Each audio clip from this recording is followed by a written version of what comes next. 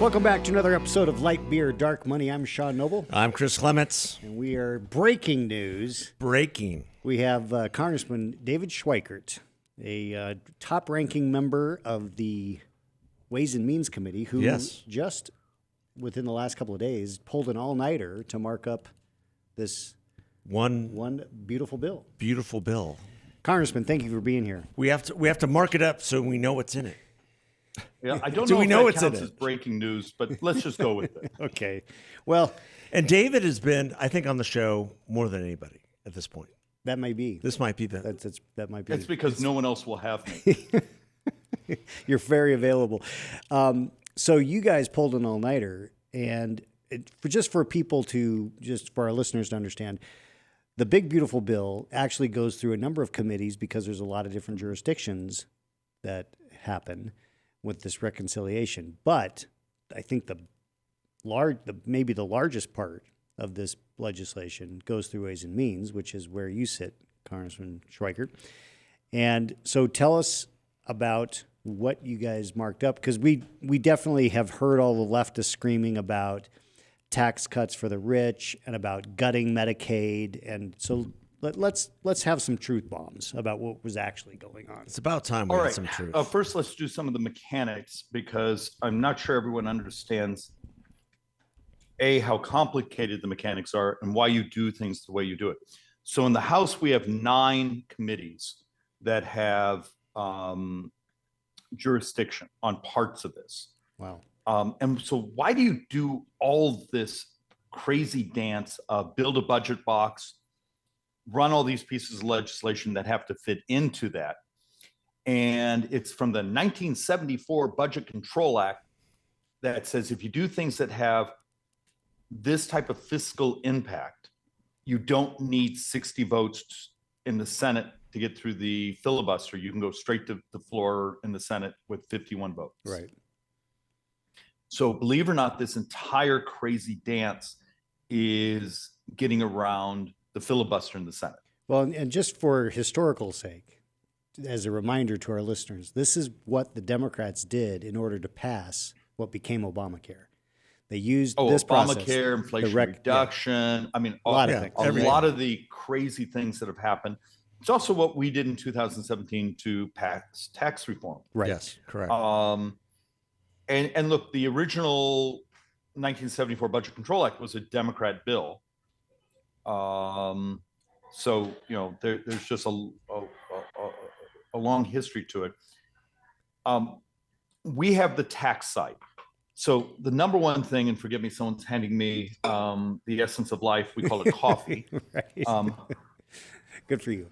The best, I mean, just as an aside, the best coffee on Capitol Hill is David Schweikert's office. That's exactly true. I mean, we don't allow alcohol. I personally, when I'm up on the Hill, I will purposely go to David's office to get a cup of coffee. Absolutely. Because it's amazing. Yep. So just an aside. It's part of the social graces of the office. It's also one of the ways we gather. People show up in our office to drink our coffee, and it's one of the ways we get sort of the gossip, as you might call it, of what's going on around us. Yes. When you're a Ways and Means office, when you're chaired joint economic, we spend so much of our time trying to build the math model. We sometimes don't get some of the other inputs. So there's an actual reason we do what we do. So Ways and Means has the tax portion of this reconciliation bill. A lot of folks don't seem to get it that almost every American who pays taxes, if we don't do this, your taxes go up next year. Right. And a lot of it is very substantial hike, because a big portion of the 2017 tax reform, the individuals, some of the tax benefits within small businesses and pass-throughs, all those things expire. Yeah. So much of the work we're doing is just trying to not have taxes go up, particularly where most of the spending is sort of that working middle class.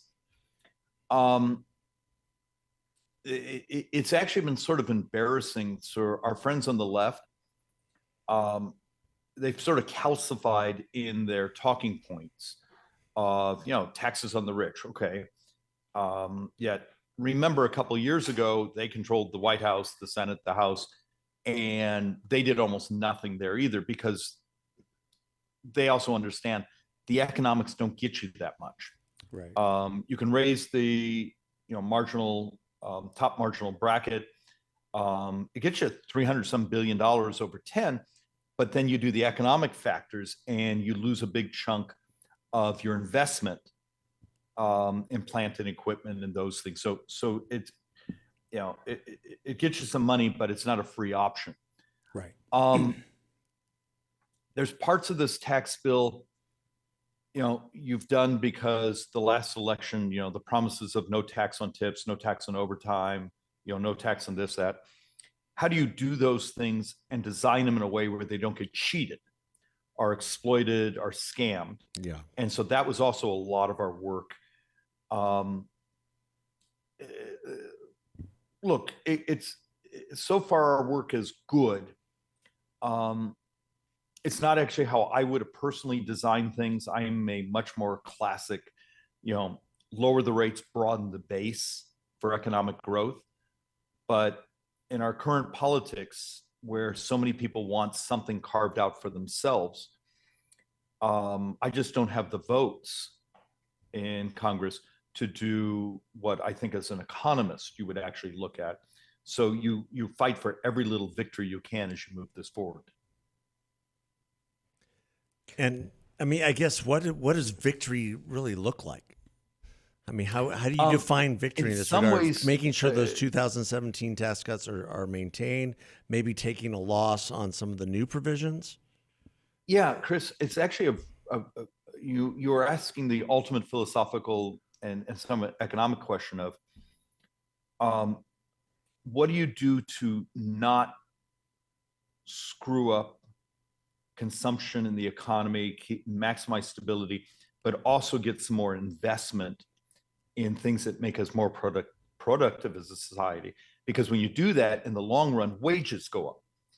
What we learned after 2017 is the things we did when we did expensing, research and development expensing, the marginal rates for corporations. There's a great paper that shows the marginal tax cut on corporations. About 67% of all that money went to wages. Wow. And so after this cycle of inflation we just had, where people got their heads kicked in. Remember, in the Phoenix Scottsdale area today, if you don't make about 27% more than the day the previous administration took office, so go the last 4 years, you're poor. You're not going to magically engage in policy that lowers prices. That's just not the economics. Right. So we have to do things that are going to raise wages, and real wages. The dollars you have to pay for your family's life, to maybe take a vacation, to put money in the bank for savings. And we're doing okay. The bill actually does a pretty good job on that, particularly for what we would define as the working middle class. There's some nice kickers in there. Some of them are only for 4 years, which doesn't thrill me.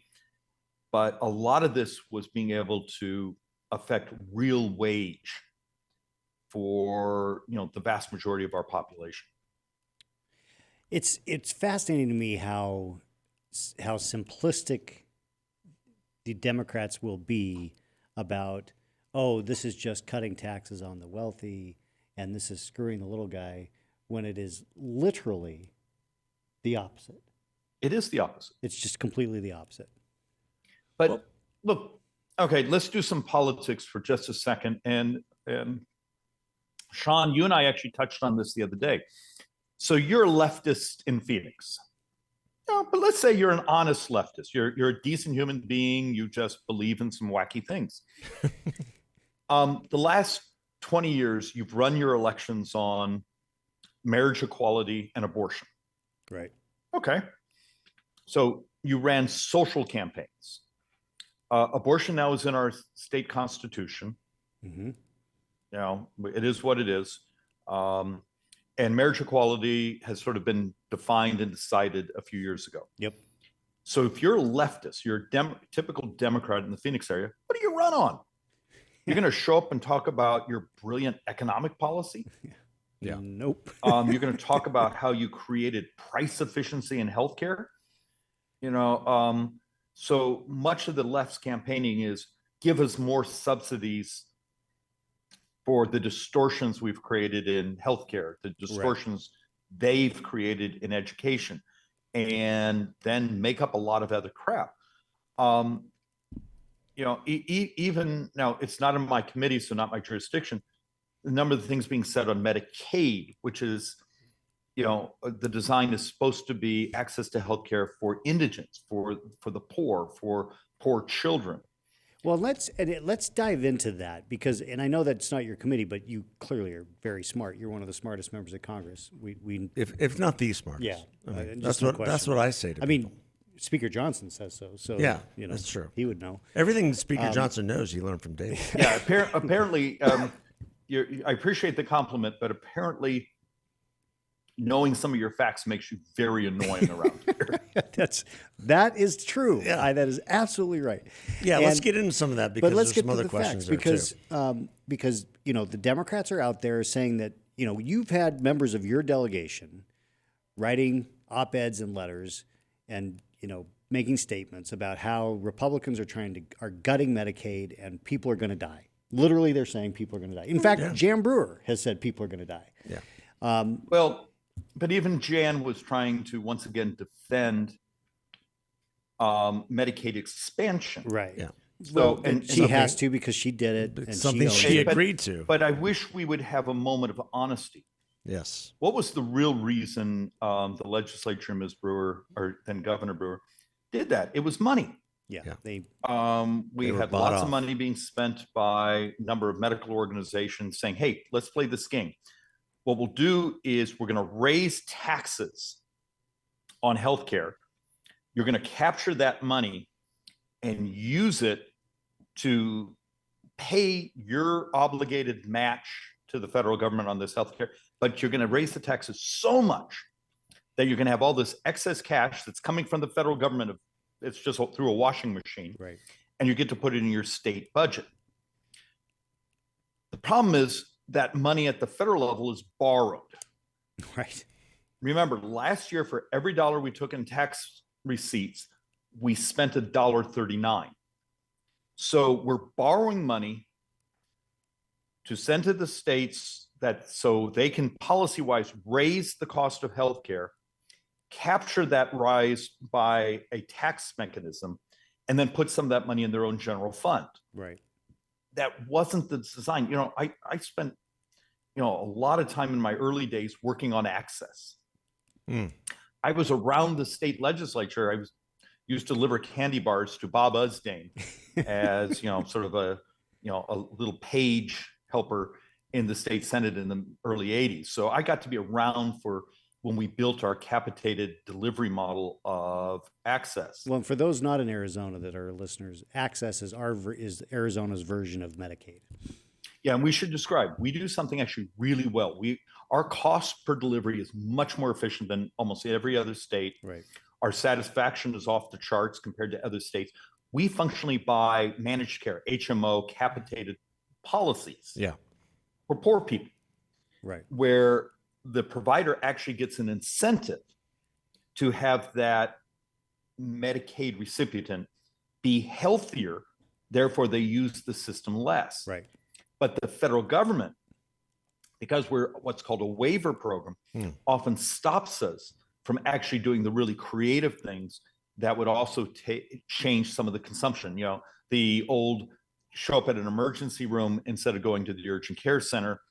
Could we give you a little debit card or something for making wise healthcare choices and do that with your poor? Right. And I think actually one of the positive things going on in this reconciliation, though you're not going to hear this because that overutilization, misutilization that's in Medicaid is the profit model of so many of these providers. Yep. And so it's a technical political term. Oh yeah, they lie their asses off because they need that misalignment as part of their the way they pay their outrageous salaries to the tops of these organizations. Imagine I mean, that. We have to be honest about they've it. built Imagine this that. structure based on all of this waste, and they don't like this going away. Yeah. Now- It's Sean. I know I'm being a little geeky. It turns out what you and I see as waste is often their income model. Right. Yes. Yeah. So the misalignment. So instead of having someone it's poor, they're getting their health care from you and I as taxpayers, creating incentives to eat healthier, to actually walk, to do the things so you can participate more in society. We can deal with your chronic conditions. It turns out every time we try to modernize the delivery of this healthcare, the very people that often are the providers stop us. Right. Yeah, because it means less money for them. Let's be brutal for a second, but facts. If you actually love and care for people, particularly our poorer quartile, and we have 21% of Arizona's population on our Medicaid system. Obesity numbers are out of disproportion of the rest of the society. Our ability to do a unified approach is saying we need to help people be healthier because we know we're setting up lots of multi-chronic conditions by this. And that's what much of the debate on our side is, okay, we have states scamming the payment system and sticking this cash in their general fund and not into healthcare. We have a whole bunch of bad incentives on the actual helping a population be healthier.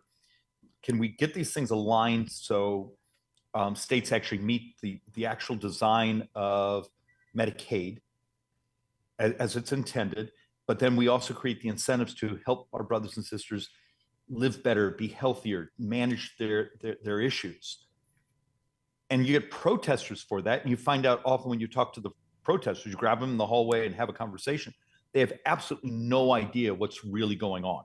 Yeah. They've actually never actually had someone be honest with them, hand them the report saying, look, here's how we're getting scammed.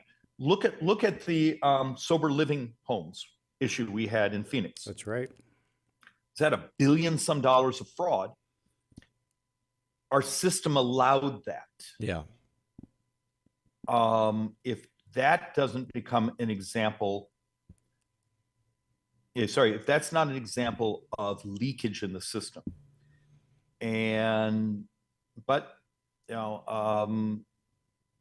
remember, often what you and I consider bad acts are many of these organizations' profit model. Yeah.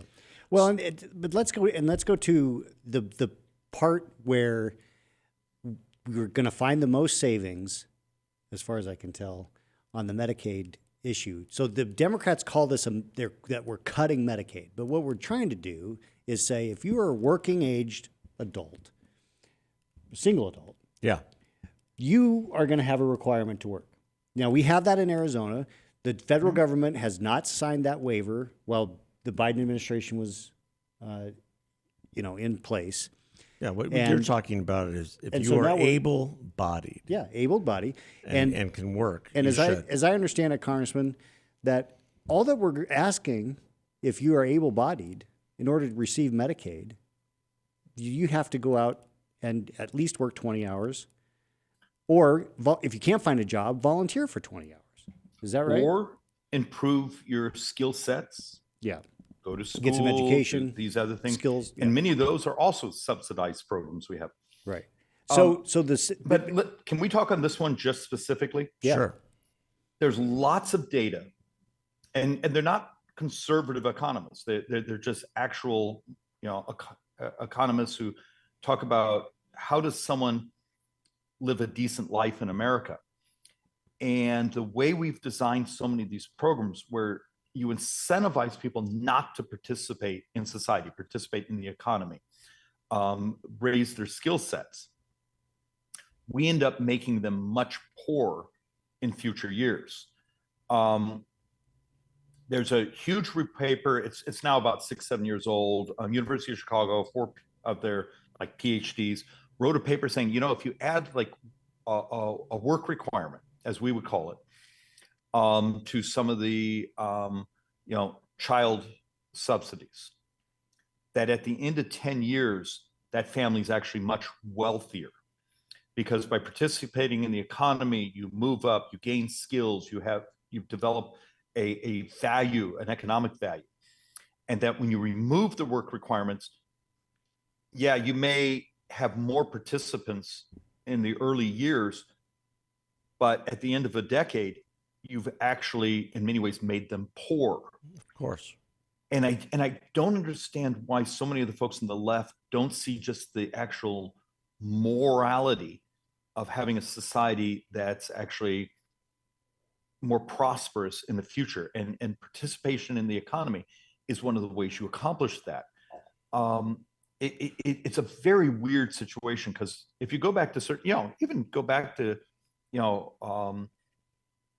radical politics like President Clinton, many of the things they did were, hey, we need to help these populations get skills, come back into society.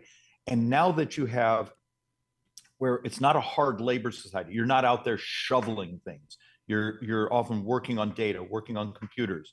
We now have drugs to help people, manage some of their chronic conditions.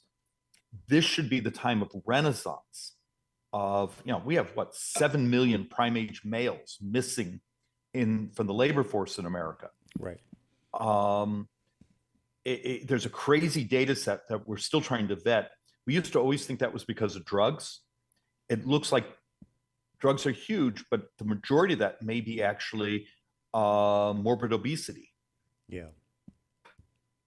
I think we have a moral obligation to help our brothers and sisters manage that chronic condition and come back into society, and then start to be able to have a life and be able to prosper. Exactly. And that's the thing that is just so mystifying to me, is that if the Democrats had it their way, they would keep people stuck in this misery for the rest of their lives. Well, because no government hope. dependency is their model. Their economic model is government dependency. That's just no other way of putting It's it. their electoral model. Yeah, and Look, and that's the way they believe they can get votes. Yeah. The more people who are dependent on government programs, whether at the state level or the federal level, they believe it. You see what they've done with the immigration issue. Chris, I think you're not even cynical enough. I'm trying. We're talking to a United States Congressman. I'm trying not to be my usual self. This is good, and I have a living example. What happens when it's more than just the politics? It's actually partially one of the economic models of those who actually get payments. So I've had a fixation for a decade of wanting to bring a solution to diabetes. Mm-hmm. Diabetes is 33% of all U.S. healthcare spending. We've written multiple economic reports and these things. And so I've worked to move some money around over the last couple of years on some of the research, which has now been able to, and it's succeeded in being able to add islet cells back to someone whose pancreas no longer produces them because, they've now managed their weight, or they have an autoimmune issues, which is more the type 1. I won't go through all the boards, and I will get protested and attacked. And sometimes it's from the very industry that makes a living off of people's misery. Right, exactly. So when I've done the work of saying, hey, the ability to have the glucose monitor, which I just ordered some to do an experiment on myself, because I'm a big fan of using data. That's why not? Yeah. Those things. Right. You've already had those speeches. But what shocked me is you're trying to gauge in the morality of curing our brothers and sisters' misery instead of doing what the Democrats do, which is we're going to help you live and maintain your misery. Yeah. Yes. Because it's a business model. Yeah. Well, I mean, and it turns out the people that make their living off that business model despise the concept of a disruption that cures. Yeah. Well, I mean, you saw that in the testimony yesterday of the Director of Health and Human Services, Robert Kennedy. I mean, the people who are attacking him haven't done much of anything. You saw Rosa DeLauro go after him on things that the way he said it, that our children are not Republicans or Democrats. We need to get them healthier. Yeah. And I have a plan to do it. What are you people doing? And the answer is not much. Well, they're just making it worse. Yeah. But so what happens when the misery industry has aligned with one political party? And yeah, that's a great question. You know, and if you can strip the politics of it, you would think actually this would be a unifying factor of, we want a society where people prosper. They can be healthier. They don't have to live in a misery. But it turns out curing things doesn't produce a lot of campaign contributions. No. Because curing things puts some people out of business. Well, I mean, when you're looking at reforming Medicaid and in the way that they are, which makes perfect sense in terms of the work requirements that you're talking about, but also like the SNAP programs. There's some work requirements in there too, and reforming what is included from a dietary perspective in those programs. You would think that, okay, it's like now World War III. Remember, you started this. Okay, think of the great irony. A few years ago, we have to protect the food pyramid. It is but a few years ago, it was Democrats who would rail against the concept of, I just gave someone an EBT card and they're out buying onion rings with it and sodas with it. You can't really buy the sodas, but actually you can. Yeah. And now Republicans, let's say, have sort of caught up saying, hey, health is one of the most moral things we can pursue as a society. So now Republicans are saying, maybe we should restrict. So you're going to give someone an EBT card, the modern version of electronic food stamps. Yeah. Maybe you shouldn't be able to run down and go buy onion rings with it. Yeah. And now all of a sudden the Democrats oppose it. Yeah. Even though, let's have a moment of brutal honesty, it was Democrats who were talking about this a decade ago. Yep. I mean, look, it's almost like just because we finally got there, now they oppose their own previous policies. Yeah. Yeah, but exactly. But I mean, you also have within this bill some items that Republicans are going to have problems with each other, specifically the SALT increases. Mm-hmm. How do you see that playing out? Not well. Yeah, it's going to be ugly. I mean, going from 10,000, which was in the 2017 Act, to 30,000. And then I guess there's some stipulations in there for the very, very rich. Oh, but it's worse than that. We now have a handful of these high tax state folks saying 30,000 isn't enough. and the reality, when you start saying, okay, they want 80,000, 100,000, and then you put it on the chart and you realize the vast majority of the value of that tax deduction goes to the ultra wealthy. Yeah. Of course. And the Democrats are cheering that along because one of the dirty little secrets is the Democrats actually represent the vast majority of the ultra rich. Yes. Yep. And very, very high income earners in the country. The Democrats are not a working middle class party. It turns out Republicans are that now. Right. But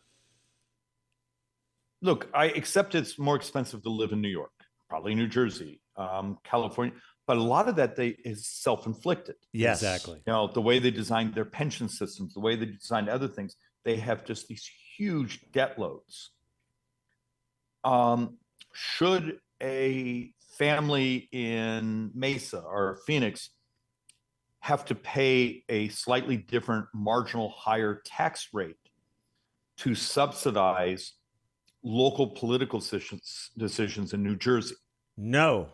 And that's what we're being asked to do here. No. And we need to educate people far and wide on this because it's one of the more outrageous pieces of it is where Republicans in these high tax states are falling on their swords on this issue, it seems. And there becomes, so next time you hear that it's the populists or the conservatives that are being so difficult and taking down the legislation, I want you to remember, right now you've had the battle with the Medicaid folks who don't want any reforms because that's an industry in their district. Right. Yes. Or those who want additional state and local tax deductions because they represent a high tax area. These aren't what you would call people that care about the fiscal, the financial nature of your country and its survivability. But once again, we borrow about $72,000 a second. Next year, my math is we're going to come close to borrowing $82,000 a second. If things go the way I think they are at the end of a decade, we're going to be borrowing over $100,000 a second.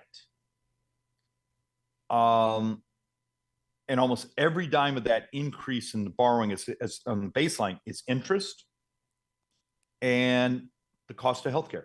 Yeah. So we have debates on how to finance healthcare. We almost have no debates on how to change the cost of it. Right.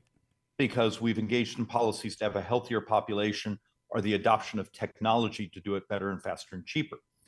Because if it's a finance question, it's just who do you go to for your subsidy and your cash, and no one has to change their business or the delivery model. Yeah. I mean, you have been a leader in trying to transform healthcare delivery, and we applaud you for that. For forever. And people need to pay a lot more attention to that, because we have a failed system and we've got to fix it. We've got to modernize it. How, David, how do you see this playing out at this point? We still have a long ways to go. Yeah. And then we're going to enter the hell of having to deal with the Senate. Yes. and the Senate's absolutely almost the distributional curve of where the Senate is on their risk tolerance. So you have a handful of members over there. It's a zero additional debt. And then they have a whole bunch of members on the Republican side who say, ignore the debt, just give everyone everything they want because I want to be loved in the next election. And when they hit their pension years and things become really crappy because this year we're going to spend about 1.2 trillion in interest. Yes. And the end of the decade, we're already scored to be spending a couple trillion in interest. Remember, interest now is the second biggest expense in government. And we spend more in interest than Medicare or our defense. And so my real concern is, what does the product look like once we start negotiating with the Senate? Yeah. Yeah, you've already I seen... will warn you, the laptop I'm on is flashing that it's almost well, out of shoots. you're great. You've given us more time than we deserve, and we know you're busy. We appreciate your time. Folks, go watch David Schweikert talk about budget issues. Actually, anything on the floor. And solutions. Solutions. That's the key. Look, the last thing I'm going to share with you. So, and I've already talked about this with you before. Starting last summer, we started a major project on digging into something called Medicare Advantage. 55% of Medicare recipients use a sort of a managed care model. You may have even seen the paper yesterday of criminal indictments now coming out. The MedPAC report, which is this huge report that no one ever reads, for years and years, from the Obama administration to Trump to Biden, saying there's a real problem. There's this misallocation. There's, for some reason, Sean, when you were here as a staffer and they developed Medicare Part C at Medicare Advantage, it was supposed to be at 95% of fee for service because you managed people's cases and helped them be healthier. Right. Today it comes in 120%. Jeez. Yeah. That just right there, that's $100 billion a year. Wow. We've done a piece of legislation to try to pull it back and be a capitated managed care model where the insurance companies that manage these programs, manage these networks, make money by helping people be healthier, not running around and scoring them as sicker. And we're going to introduce that bill. You are going to see absolute hate come cast upon me because if it's $1.8 trillion, $100 billion over 10 years.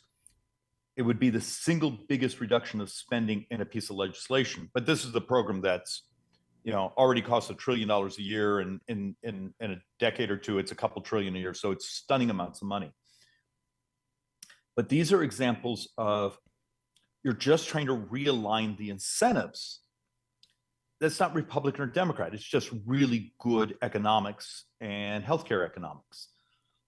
But that waste, fraud, misallocation, abuse of the system is a business model now. Yes.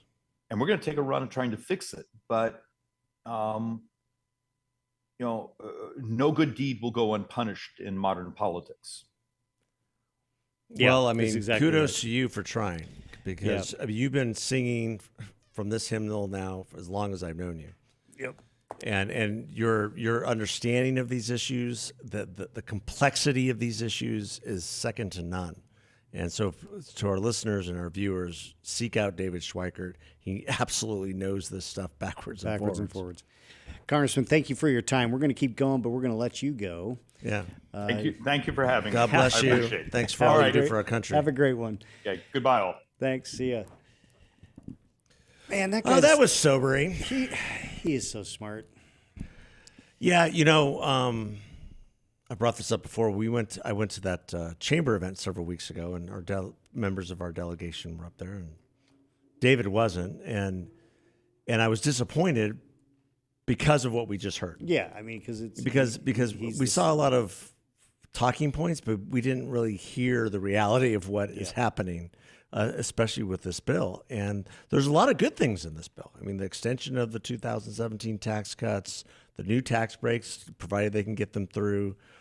The SALT deduction, I think, is a Trojan horse for these New York, California, New Jersey, what it does Illinois is Republicans. It kicks the can down the road to what they need to do as far as solving their problem. Solving the problem in reduce their tax burden in their citizens. Exactly. In California, New York, New Jersey, Illinois. But you know what also is in there that we've talked about this many, many times? The REINS Act. Yeah. And Fantastic. just hopefully it's like in a page underneath everything, so where the Democrats don't see it. Well, and then look, they're going to vote against this anyway, so it doesn't matter. It'll be there. It'll be there. The challenge is that I saw that in the executive summary. I was like, yay! It's just this work requirement is so critical because it's how we save Medicaid to be there for the people who actually need it. And it's how we help people get out of their funk. So here's a statistic that I saw the other day about Medicaid. Okay. Like 35% of recipients, and this goes for men and women, are able-bodied and can be working or doing volunteering or doing something, and they refuse. Yeah. For whatever reason. Now some. It might just be a situational issue, but the able-bodied men piece makes up over half of that. Has to be looked at, has to be changed. Yeah. And for Democrats to not even want to reform any piece of this, it's malpractice. Right. It's absolutely malpractice. Yeah. It is. Because what's happening, I mean, and here's the reality, the people who need it and the people who need it the most, they're not getting the benefit that they justly deserve. Right. Because there's other people and they're scamming the system. Yeah, exactly. If you're able-bodied and you're on there and you're working out something with your doctors, so you can say, oh, I'm injured, I've got this, I've got that, and I don't want to have to go back to work. I heard this story today from someone who's in the insurance industry. Like the scam is huge. It's not just the patient. It's both the insurance company and the doctor. Yeah. So it needs to be changed. No question. And if they can reenact or if they can act on the REINS Act, that would be massive.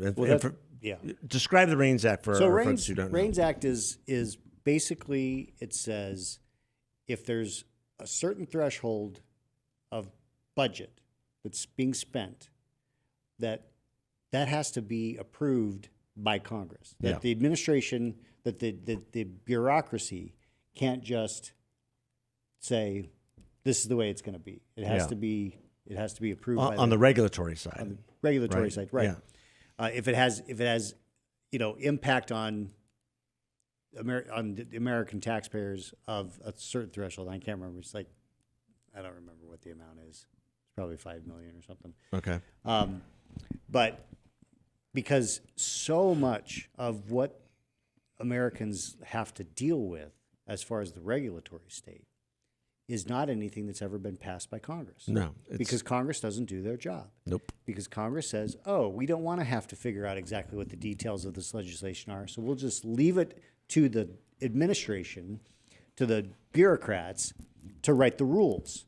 I mean, there's the bulk of the federal government is based on rulemaking. Yeah. Well, the only reason there's rulemaking is because Congress isn't writing the law specifically. Yes. They're leaving big gaping holes and say, oh, well, these guys will figure it out. Yeah.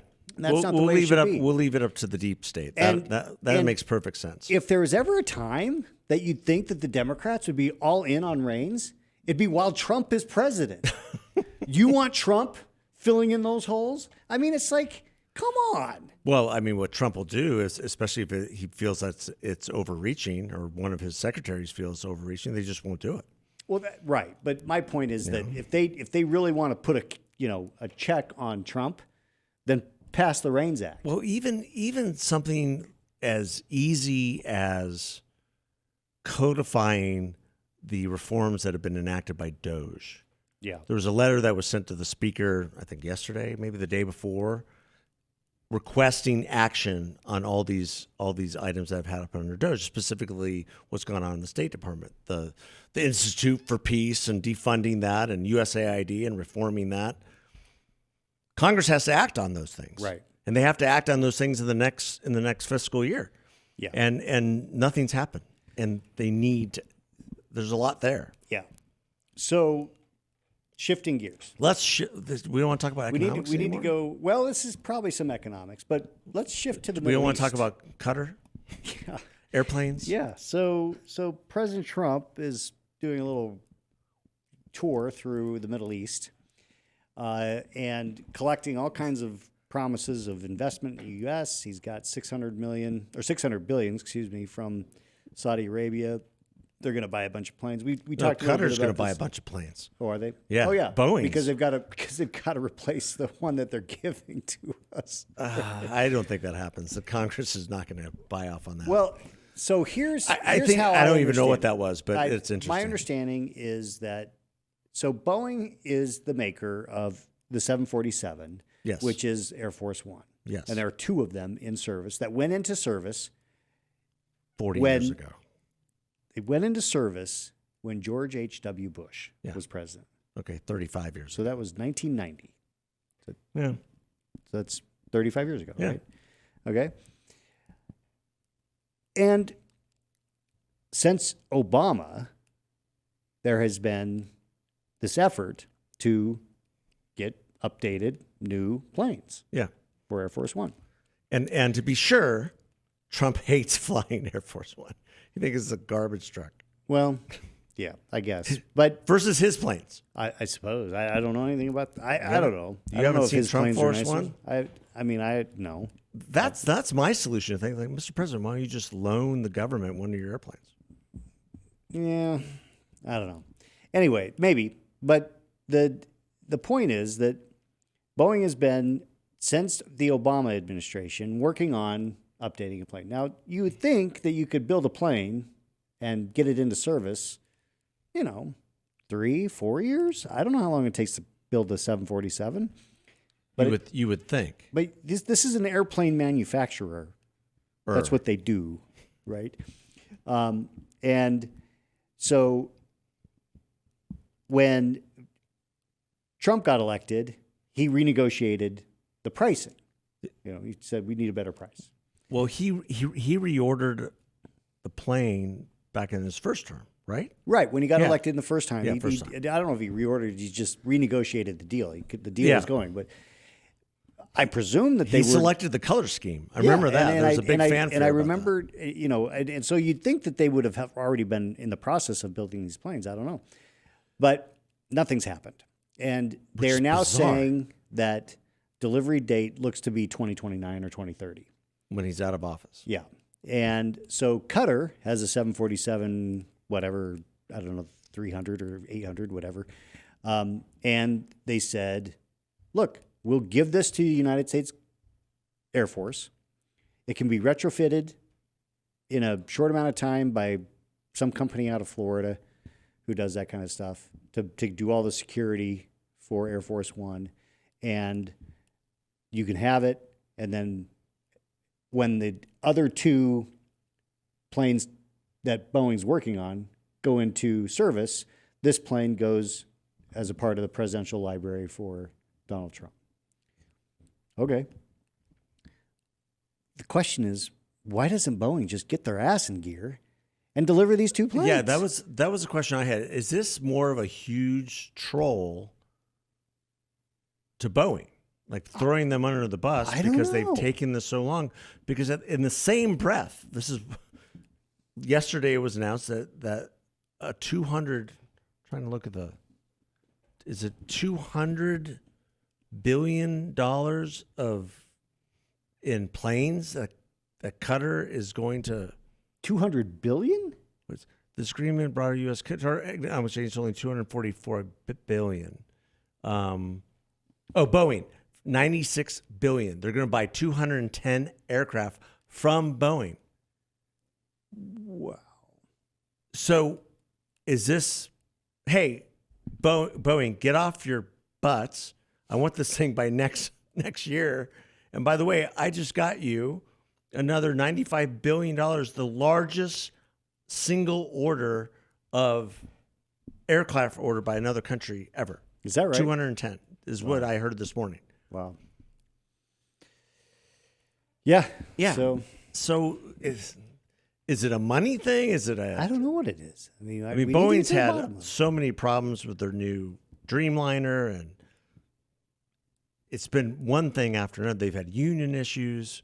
It's just been a mess up there in Seattle. Something. They've kind of been the poster child of what's gone wrong in Seattle in some ways. Didn't they move to Chicago? Did they? I thought Boeing moved from Seattle.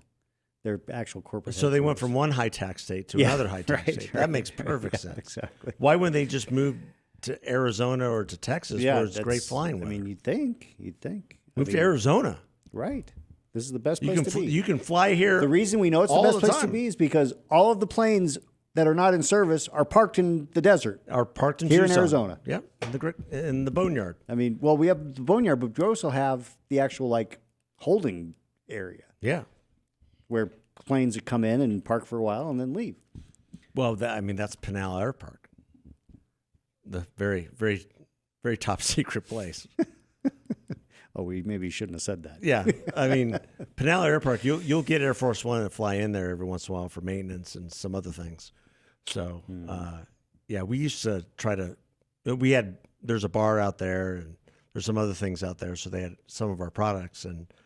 You had to get all the security clearance for really? anybody who went out there. Oh yeah, Wow, you're giving us it's some like top it's, secret It's stuff. just an air park. I'm like, Look at this. no, it's not just an air park. There's other things going on at Pinal Air Park. It's not That just is- a place for planes to fly in and out of. Are there UFOs There's- there? No, there's no UFOs, but you have a lot of foreign countries who bring their planes there for service. There's a lot of different things that happen there that nobody needs to know about. Well, then why are you telling us? Well, because it's kind of common knowledge down there. Oh, okay. And it's not really Kind of talked one of about. those worst kept secrets type thing? Yeah, you drive by there, and when I'm going down to Tucson now, I always try to look over and see what's over there. That's what. And there's I mean, always a bunch of big planes. they're over big there. planes. Yeah, I've often wondered. Okay, I was like, wow. But you can't. Yeah, and you can't get very close, and it's a thing. It's a thing. Wild. Yeah, but how would you rate Trump's visit so far? It sounds like he's dropping sanctions on Syria. Yeah, and What meeting with type of quid pro quo did we get for that Well, one? I don't know. I mean, look, there's definitely people who are a little bit freaked out about the chumminess with the Arab world at all, or at large. The Syria thing makes me a little like, yeah. So that was Because brokered this is- with Turkey and Saudi Arabia. Yeah, I guess so. And then, because the head of the Syrian government is like a jihad, has been on the terrorist watch He's list. changed his name a couple times to try to be more. Oh, is that right? Yes, to be more acceptable to the world stage. So, I heard there's over 1 million Syrian refugees in Europe. And what happens? Do they go back? I don't know. Do they? That's I a good mean, if question. there were people rejoicing in the streets of Damascus yesterday, is this a new? The dawning of a new day? In terms of economic development, which is the whole point of Trump's visit, is what does it mean for Syria? I would imagine part of this discussion is what his discussion has been with most of these so-called dictators. Well, they are dictators in the Middle East. Is like, you have a chance for peace, or we're going to cut your head off. Yeah. I mean, that's usually the way the discussions are going. And people who frame it in the other way are probably not reading the tea leaves of how he works. Yeah. Which is, hey, your country's been pretty much a garbage dump for 40 years, been ostracized and left out of the world stage. You have an opportunity to economically do something great for your people. You've got to forget this war on Israel thing. And if you do all those things, you'll be great. If you don't, your country will be over in like a heartbeat. And he made a couple points yesterday about our military when he said, we have weapons that will do so much destruction, you can't even believe it, or something like that. And meaning we have things that you haven't seen before, don't test us. Right. Which I thought was an interesting, along with all the other happy talk, I thought that was a good thing to say. Well, that then does raise the questions. Is this setting all this stuff up, Syria, the others? Are we headed towards some kind of a like normalization with Iran? Well, I mean, that depends upon Iran. It really does. Their air defenses are gone. This idea on people on the right thinking that even if we were to do something with Iran, that we would pay such a huge price is ludicrous. Yeah. Israel took out all their air defenses. Israel has done a good job within of an keeping- afternoon, Right. And now they're sitting naked for all the world to see, and nobody's done anything, which is good. And basically all Trump keeps saying is, listen, it's up to you. What do you want to do? You can either be welcomed into the world community here, Or you can die. Or you can die, You can die. or you will be dead, and we have ways of making you die. Yeah. And it's far beyond the beepers. Yeah. Well, and it really is. We have to figure out a way to reset the entire kind of world setting, and in the sense that we have to once and for all. Maybe it's not possible, but my hope is that we can once and for all put the Islamist jihadists down and say that's not the way we're going to participate in this thing that we call humanity on this planet Earth. That we are going to get along. And I think he's placing that responsibility on these countries As he should. that he's meeting with. as he should, because this is they're the ones your who have problem. They're the ones who have instigated. And these we're issues. done trying to deal with your problem. You need to deal with your problem. And we want to economically lift up this region Yeah. and give you the opportunity to economically prosper and also survive. Right. It's your choice. But America has built up that area, that region of the world for years and years and years. We'll see if this approach works. I mean, look, I'm willing to let it take a shot because the previous 40 years have not worked. Well, Saudi Arabia was super duper close of signing the Abraham Accords until Hamas on October 7th blew it all up. Yeah. And there's some people who believe that's part of the reason why they did what they did, because they did Just to not want block Saudi Arabia. But they did not want Saudi Arabia to sign those accords. Yeah. Donald Trump deserves, and his son-in-law specifically, Jared Kushner. Jared Kushner, absolutely deserves the credit for those accords and should have received the Nobel Peace Prize. For it. And if he does it again, he absolutely should receive it. I mean, way more than Jimmy Carter. Oh my gosh. I mean, Completely. It just What he has tapped into is that what these countries want more than anything else is to make money. They want lots of money. And what he's saying to them is like, I'm not going to come in here and tell you socially how to run your country.